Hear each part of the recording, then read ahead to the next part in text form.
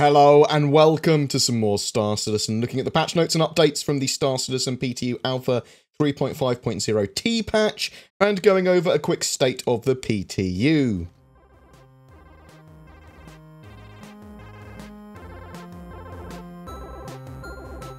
The testing focus for the patch is on general gameplay and testing AI pilot behaviour. There has been some more updates and fixes too. There's been advertisement, lighting and signage polish at Area 18. They've reduced thruster heat generation and decreased the overheating window, so thrusters are in overheat windows less.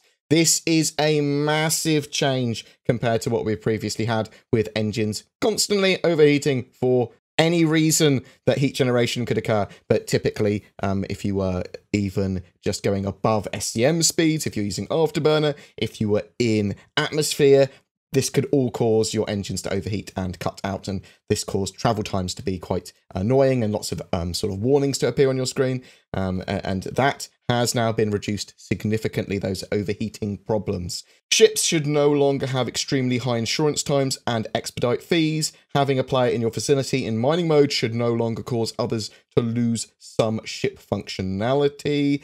Item previews should now appear on shopping kiosks. That's awesome. The intro waste disposal mission by Ruto should now work properly. There have been some prediction updates for pips when targeting AI and player ships to fix some of the jittering, but it also seems to cause some issues, and I think it's connected to some server crashing, which we'll talk about in a minute. Players should no longer occasionally get leg injuries when walking around Area 18. Hurrah!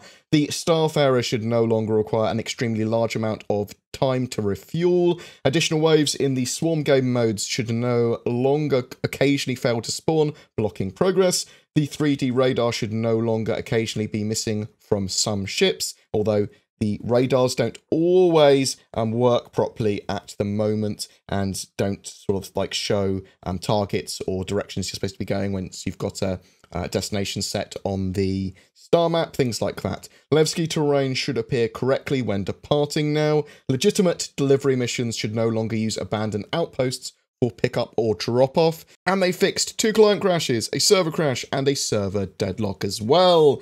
There are still some major known issues with the patch. No fly zone autopilot takeover is still inconsistent and will sometimes put a player away from a no-fly zone, but other times just let them crash into random objects, and sometimes even pull them into objects, it seems.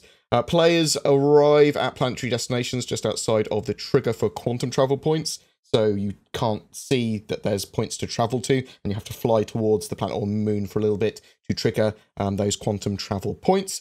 So it would look like to some people that they are just broken rather than just slightly too far away. Certain areas around an outpost can also cause the player to get stuck. Obviously not ideal. There are some ups and downs with this patch for me.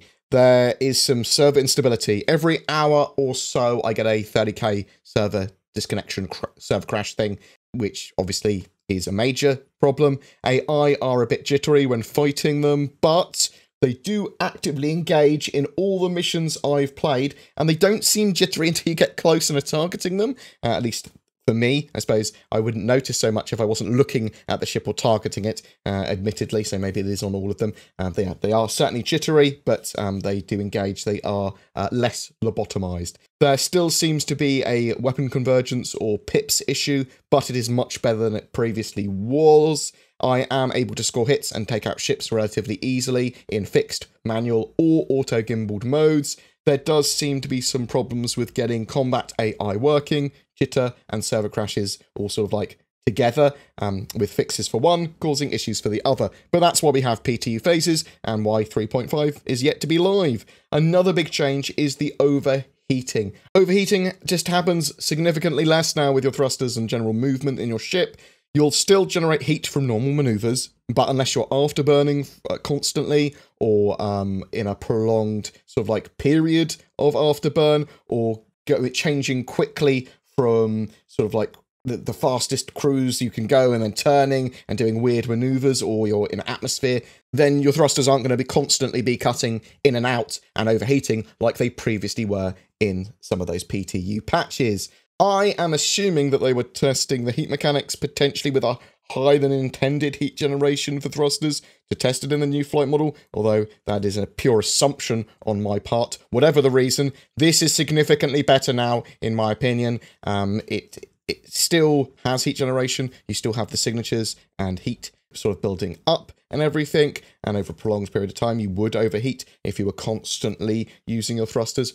But if you had good enough coolers, or you are just using your ship in SCM mode and not constantly using Afterburner, then you're going to be fine. And it's just significantly better than it was. I just felt that those heat mechanics were tuned far too high. But again, that is my opinion. I'm sure some people really enjoyed them. They are ploughing through builds with seemingly a patch a day at the moment. It's possible that they could get the live build during the weekend for us if they are able to get servers stable and AI in a reasonable place. The rapid iterations of these patches, fixes and additions to them should make for a better looking and feeling 3.5 when it eventually does come out though. But what are you thinking of 3.5.0T? Have you been enjoying it? Have you been just frustrated of the server crashes? Is it just me that was getting server crashes? Do you really like the fact they've toned back the overheating of thrusters?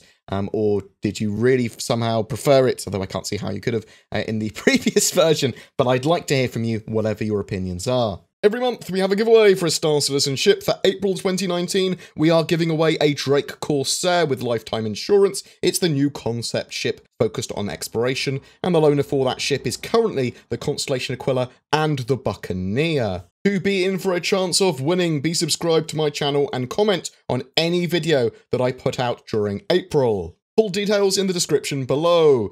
Need a PC or upgrade to play Star Citizen? Consider Shadow. Shadow is a cloud-based subscription alternative to a gaming PC, and it works with Star Citizen Alpha 3.5 better than it ever has. It leverages the power of the internet to give you a Windows 10 gaming environment, potentially anywhere. Check out the links below or go to shadow.tech for more information. Use the code BoredGamer to receive a discount on your subscription if you do decide to try it. I'm not sponsored or paid by Cloud Imperium in any way. This is a Star Citizen news and fan channel that is supported by you, the community. Patrons, donations, subscriber stars, YouTube members, that little join button underneath my videos, all help support the channel and allow me to create regular video content, maintain a website, upload podcasts, and more. If you wish to go that extra mile, it is amazingly helpful. There is occasional exclusive content for those that do as well.